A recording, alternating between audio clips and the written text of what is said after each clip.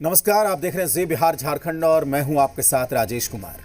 इस वक्त हमारे साथ बातचीत के लिए जुड़े हुए हैं बिहार सरकार के राजस्व एवं भूमि सुधार विभाग के मंत्री दिलीप जायसवाल। वो बिहार बीजेपी के प्रदेश अध्यक्ष भी हैं। दिलीप जायसवाल इस वक्त बातचीत करने के लिए हमारे साथ जुड़े हुए हैं। दिलीप जी, बहुत स्वागत है आपका जी बिहार झारखंड पर। जी धन्यवाद राजेश जी। जी, तो सबसे पहला सवाल तो यही है कि 135 सालों में जो काम नहीं हो पाया दिलीप जी, उसे पूरा करने का बीड़ा आपने और आपकी सरकार ने उठाया है। अब जाहिर है कि अगर ये काम आसान होता तो कब का हो गया होता। तो इस मुश्किल काम को आसान करने के लिए आप क्या कर रहे हैं, ये बताइए। देखिए, सबसे पहले 2012 के आसपास ही ये फैसला हुआ था नीतीश कुमार जी के नेतृत्व में कि बिहार में जमीन का सर्वे कराया जाए। और आपको ये सभी आम लोगों को मालूम है कि बिहार में जमीन विवाद का मामला जो है ये बहुत ही ज़्यादा गांव स्तर तक पर होता है। अगर थाना में केस की बात ले तो करीब 37% जमीन विवाद का मामला थाना में ही आता है, पुलिस स्टेशन पर आता है। और कोर्ट केसेज भी काफी जमीन विवाद को लेकर पेंडिंग रहते हैं। तो सोचा गया कि अगर सर्वे हो जाता है तो फिर जमीन विवाद का 80 से 90% मामला का हल अपने आप निकल जाएगा। लेकिन ये चुनौती भरा काम है, ये इतना आसान काम नहीं है जी। ये चुनौती भरा काम है। और इस चुनौती भरे काम को पूरा करने का बीड़ा नीतीश कुमार जी के नेतृत्व में राजस्व विभाग ने उठाने का काम किया है। अभी जमीन का सर्वे शुरू हो गया है। लेकिन जैसे ही जमीन का सर्वे हुआ तो निचले स्तर पर काफी भ्रांतियां फैल गई और ऐसा लगा कि जमीन का सर्वे हो जाने के बाद बहुत लोगों को अपने जमीन, अपने ही प्रॉपर्टी पे, कहीं अधिकार पे कोई प्रश्नवाचक चिन्ह न उठ जाए। और इस तरह का भ्रांतियां फैलाने में विशेष करके जो जमीन माफिया है या फिर कुछ लोग ऐसे जिन्होंने सरकारी जमीन पर अतिक्रमण किया हुआ है जी, उन लोगों ने कुछ ज्यादा ही भ्रांतियां फैलाने का काम किया है। हम लोगों ने बहुत ही मजबूती के साथ फैसला लिया कि सर्वे कराएंगे। और आपको जानकर खुशी होगी कि करीब 75 लाख परिवार अभी तक जो है अपना स्वघोषणा जो ऑनलाइन कंप्यूटर पर अपलोड करना है, ये 75 लाख रैयत ने जो है अपना स्वघोषणा कर दिया। लेकिन इस बीच में लगातार लोगों के बीच से समस्याएं आ रही थी कि हमारे पास खतियान के कागजात नहीं हैं, हमारे पास दाखिल खारिज में प्रॉब्लम है, और जो जमीन का कागजात हमारा अपलोड है राजस्व विभाग के रिकॉर्ड पर, उसमें भी बहुत सारी गलतियां हैं। तो जब लोगों के ये समस्याएं आए तो हम लोगों ने विभागीय स्तर पर बैठक किया और समीक्षा किया। समीक्षा करने के बाद हमने रैयत को यह सुविधा दिया कि वंशावली पर अब किसी तरह का वंशावली की आवश्यकता पड़ रही थी। और मैंने फैसला लिया कि वंशावली पर अब किसी तरह के कार्यपालक दंडाधिकारी या नोटरी पब्लिक से शपथ कराने की आवश्यकता नहीं है। क्योंकि जैसे ही वो एग्जीक्यूटिव और नोटरी में जाते थे तो फिर उनसे किसी तरह का दोहन होना शुरू हो जाता था। और इसके साथ साथ वंशावली पर संबंधित ग्राम पंचायत के प्रतिनिधि का हस्ताक्षर भी करवाना आवश्यक नहीं है। पहले था कि ग्राम पंचायत में मुखिया के पास जाइए, सरपंच के पास जाइए और वंशावली पर साइन कराइए, तब वो मान्यता प्राप्त होगा। हमने रैयत के समस्या को देखते हुए किसी तरह का उसको नोटरी या एग्जीक्यूटिव मजिस्ट्रेट के पास अटेस्टेड करने की आवश्यकता समाप्त कर दिया। हमने ग्राम पंचायत के जनप्रतिनिधि का अटेस्टेड भी समाप्त कर दिया। और हमने किस्तवार प्रक्रम में भूखंड पर उपस्थिति अनिवार्य नहीं है। जब हम उसका सर्वे करने के लिए हमारा स्टाफ जाता है तो पहले था कि नहीं, आपका उपस्थिति अनिवार्य है। अब जो दिल्ली रहते थे, बंबई रहते थे, उन लोगों ने फोन किया कि हम तो अभी नहीं आ सकते, तो हम लोगों ने इस बाध्यता को समाप्त कर दिया। हमारे पास जो रिकॉर्ड है उस रिकॉर्ड के अनुसार हमने एक बार पैमाइश करना शुरू कर दिया। और राजस्व का जो बहुत लोगों को था कि जो ब्लॉक में मेरे कागजात हैं वो दीमक खा गए, किसी ने उसको फाड़ कर फेंक दिया, या बहुत सारे की समस्याएं लोग बताते थे। तो हम लोगों ने उसके लिए भी अभी बहुत छूट दिया है कि अगर किसी के कागजात खो गए हैं या प्रखंड के स्तर पर, जो अंचल के स्तर पर मेरा कार्यालय है, वहां पर पन्ना गायब है, दीमक ने खा लिया है, तो हमने इसके लिए 15 तरह की सुविधा उनको प्रदान किया। और उसमें कहा कि हम लोग आपका अगर राजस्व लगान का कागज है तो वो कागज अगर दे दीजिए, उससे भी काम चलेगा। दाखिल खारिज का अभिलेख है, अगर दाखिल खारिज का अभिलेख दे दीजिए तब भी काम चलेगा। बासगित पर्जा आपका पर्चा पंजी है तो उससे भी काम चलेगा। भू हथबंदी पर्चा है तब भी, यानी 15 तरह के ऑप्शन हमने दिए कि अगर ये भी कागजात आपके पास है तो आपको अगर रिकॉर्ड नहीं मिल रहा है तो हम आपका जमीन आपका मानेंगे और हम सर्वे में उस कागज का मदद लेंगे। तो इस तरह करके धीरे धीरे करके इस समस्या को हमने दूर करने का प्रयास किया। बहुत लोगों का कहना हुआ कि एकाएक ये काम हमारे पास कागजात का दिक्कत हो रहा है, हमें समय दिया जाए। हमने 3 महीना का समय भी बढ़ाया और लोगों को धीरे धीरे करीब करीब 75 लाख रैयत जो हैं आज के दिन में अपलोड उन्होंने स्व घोषणा कर दिया है। तो धीरे धीरे करके हम इस चुनौती को अवसर में बदलने का काम कर रहे हैं। और कुछ जो करीब 15 से 20% ऐसे रैयत हैं जिनका मामला कोर्ट में लंबित है या न्यायालय के अन्य भागों में लंबित है, उन लोगों को अभी जब तक कोर्ट केस का क्लियरेंस नहीं होता है, उसका जजमेंट नहीं आ जाता है, तब तक उनको जो है सर्वे के लिए हम बाध्य नहीं करेंगे। तो इस तरह करके सर्वे के शुरुआत में जो भ्रांतियां फैली थी, दिलीप जी, जाहिर सी बात है कि कई तरीके के सवाल हैं। अब ये है ना कि सर्वे को लेकर कई तरह की भ्रांतियां फैला दी जाती है, जिसका जिक्र आपने भी किया पहले। तो उसमें ये कहते हैं कि सर्वे को रोक देगी सरकार, या चुनाव तक सर्वे को रोक दिया जाएगा, चुनाव के बाद सर्वे होगा। या कुछ लोग ये भी कहने लगते हैं कि जैसे अब जो ये नया मसौदा लेकर आप आए हैं तो इसकी सबसे पहले ज़रूरत क्यों पड़ी। और यहाँ से आप ये भी कहिए, क्योंकि लोगों में तरह तरह की अफवाहें हैं, तो लोगों को ये भी जानना चाहिए कि सर्वे कितना ज़रूरी है। दिलीप जी,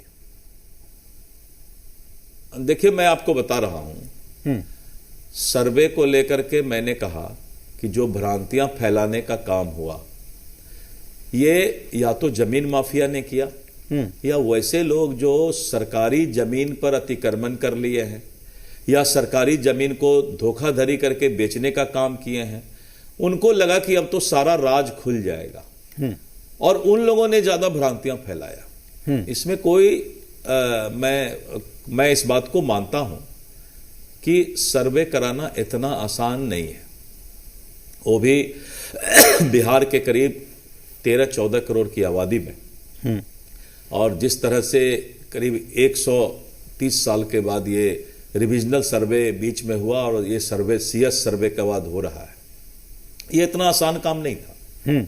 लेकिन जिस दिन सर्वे पूरा हो जाएगा उस दिन बिहार का, मैंने कहा कि थाना का केस, कोर्ट केस खत्म हो जाएगा, थाना में जो है जमीन विवाद का मामला कम हो जाएगा और जो दंगा फसाद होता है वो भी कम हो जाएगा।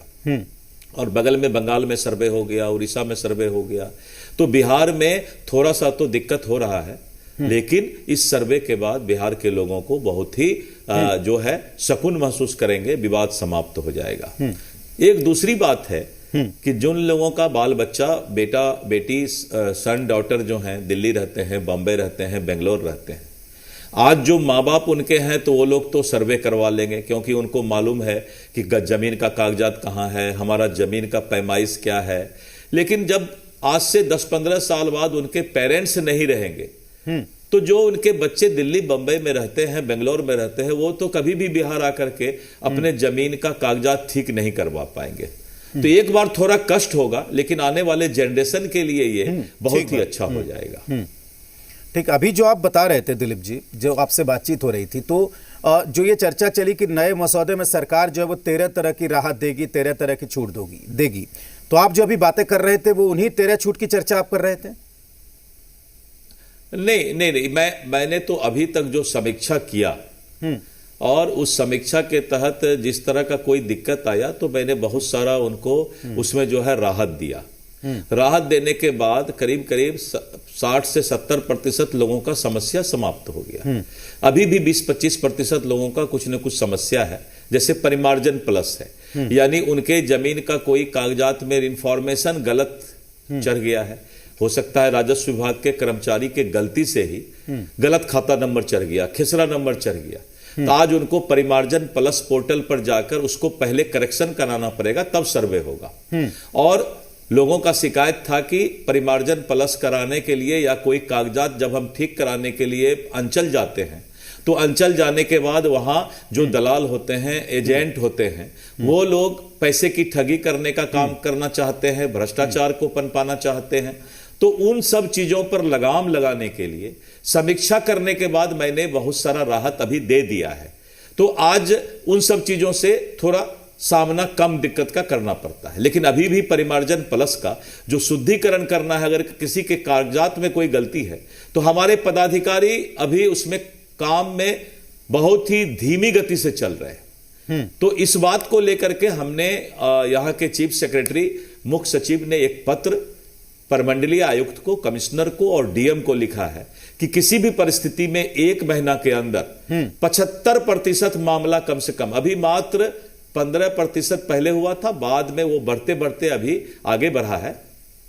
लेकिन ये समस्या जो था सुधार करने का परिमार्जन प्लस पर, उसको लेकर के विभाग बहुत ही धीमा था, जिसको लेकर के मुख्य सचिव ने पत्र भी निर्गत किया है। और अब परिमार्जन 1 महीने के अंदर ज्यादा से ज्यादा मामला का हम लोग उसका निष्पादन कर देंगे।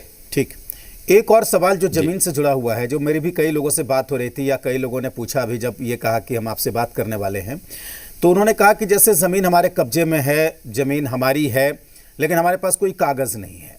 दूसरा मामला ये आता है कि जैसे बदलनामा होता है कि हमारी ज़मीन आपके घर के पास है, आपकी ज़मीन हमारे घर के पास है, तो चेंज कर लीजिए, लेकिन लिखा पढ़ी नहीं हुई।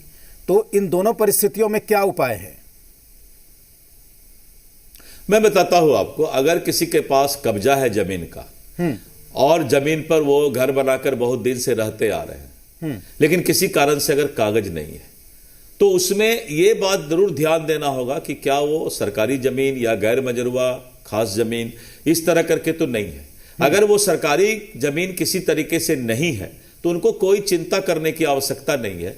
वही मैंने 15 तरह का ऑप्शन दिया है कि कहीं पर भी आपका उस विकल्प में कहीं भी आपके पास कोई प्रूफ है तो हम उसको अपने रिकॉर्ड से, अभिलेखाकार से ढूंढ निकालते हैं कि वो जमीन का और कागजात का क्या हालात है।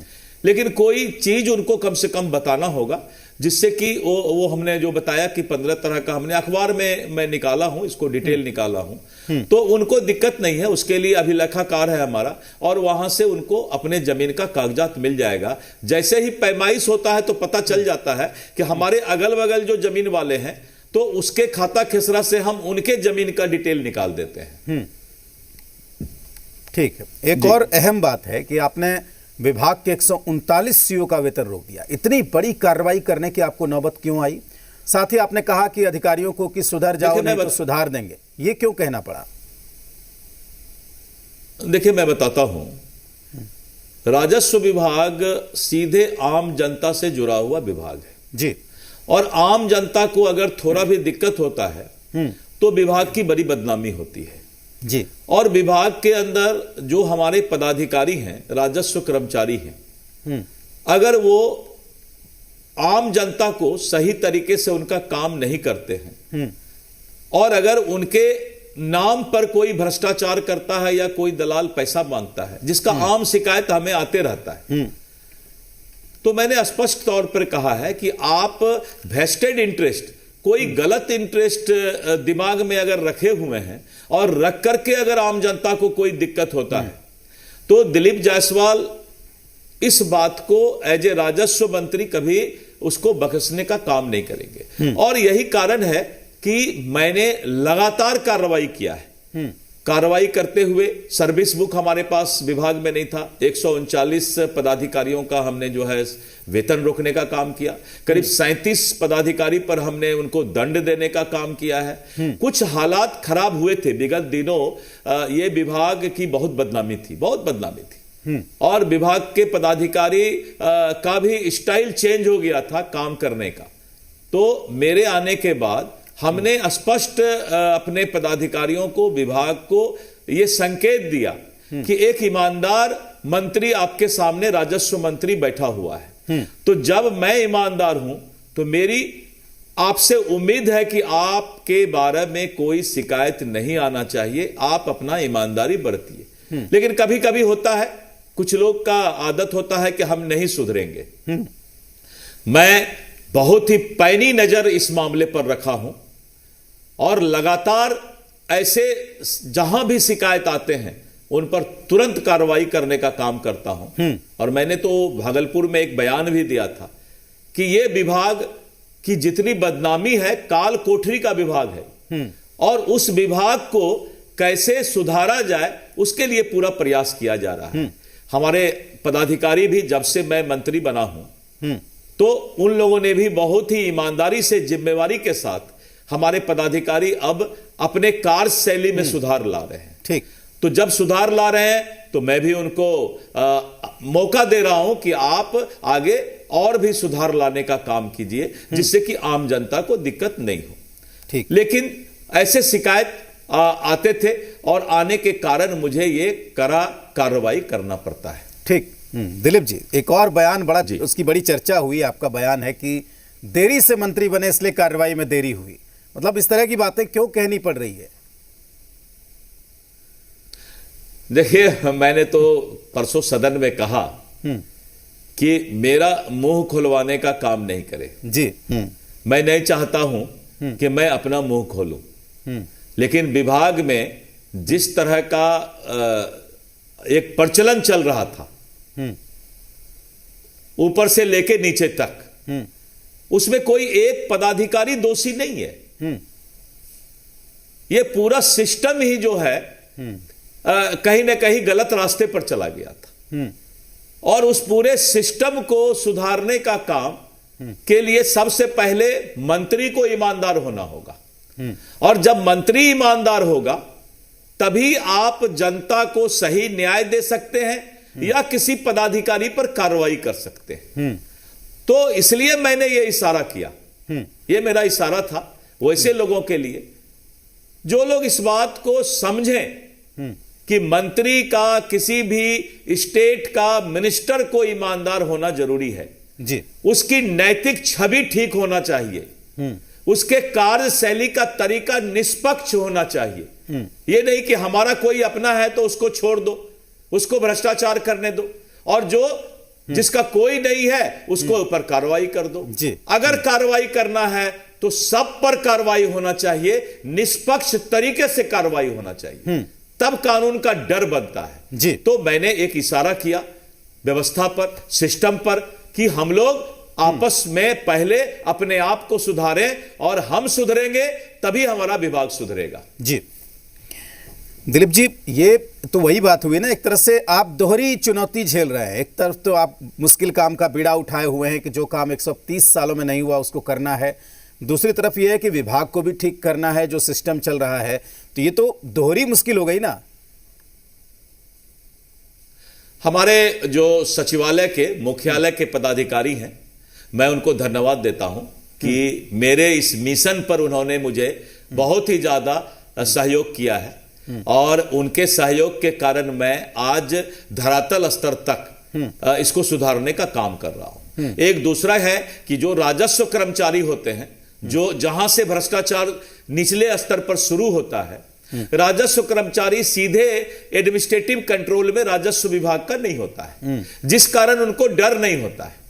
मैंने अभी एक नियम बना दिया कि जब भी कोई भ्रष्टाचार या कोई दंड देने की बात आएगी, कहीं पर कार्रवाई करने की बात आएगी, तो राजस्व कर्मचारी पर भी सीओ के साथ या राजस्व पदाधिकारी के साथ कार्रवाई होना चाहिए।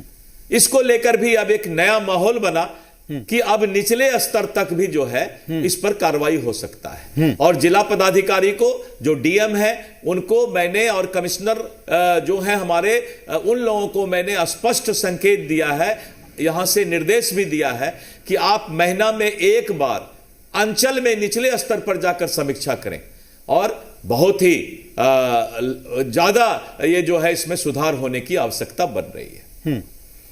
दिलीप जी, ये जो काम है बिहार में, जो जमीन सर्वे का जो काम है, इसके बारे में कई बार मुख्यमंत्री नीतीश कुमार भी बोल चुके हैं। मतलब उनकी दिल की इच्छा है कि ये काम जल्दी खत्म हो, और ये आपका भी मिशन है।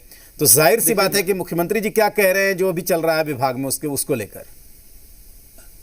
देखिए, मुख्यमंत्री नीतीश कुमार जी की यह चिंता है कि जब अखबार आप बिहार का उल्टाएंगे, प्रिंट मीडिया को, या जब इलेक्ट्रॉनिक मीडिया को खोलेंगे, तो 10 न्यूज में 2-3 न्यूज पक्का जमीन विवाद का होता है, जिसमें हत्या हो गया, जिसमें पूरा जो है जमीन, गांव का माहौल खराब हो रहा है। तो कोई भी शासन प्रशासन इस बात की चिंता करता है कि हमारा आधा जो है प्रशासन इसी में इन्वॉल्व रहता है जी। तो इसको कम करना और इसमें सर्वे हो जाने से ये सारे मुद्दा समाप्त हो जाएंगे। तो मुख्यमंत्री जी की चिंता है, और हमने मुख्यमंत्री जी को आश्वस्त किया है कि दिलीप जायसवाल सर्वे बिना किसी आम जनता को दिक्कत हुए कराने का बीड़ा उठाया है।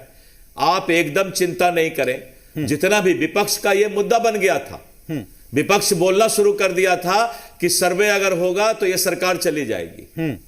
मैं यही साबित करना चाहता हूं कि सर्वे अगर होगा तो सरकार पक्का फिर दोबारा आ जाएगी। क्या बात है।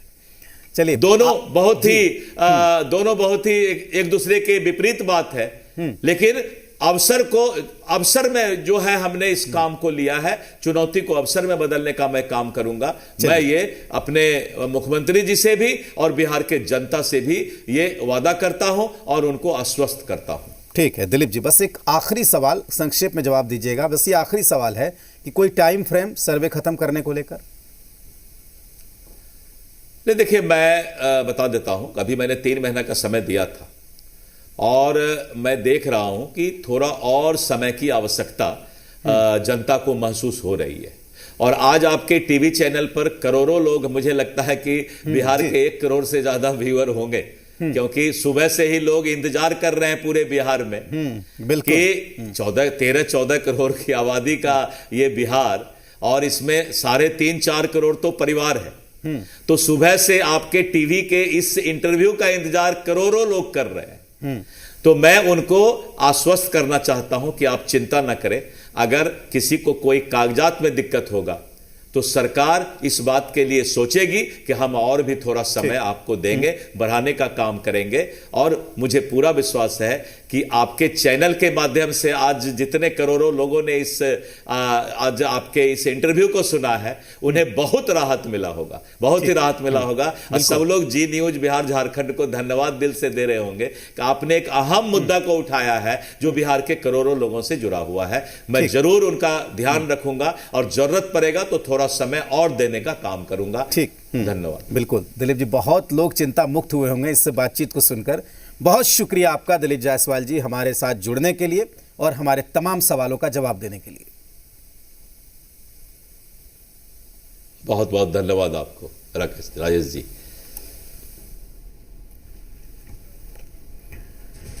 तो हमारे साथ जुड़े हुए थे बिहार के भूमि सुधार और राजस्व मंत्री दिलीप जायसवाल। उन्होंने हमारे सवालों का खुलकर जवाब दिया। मंत्री जी का बहुत शुक्रिया। देखते रहिए जी बिहार झारखंड।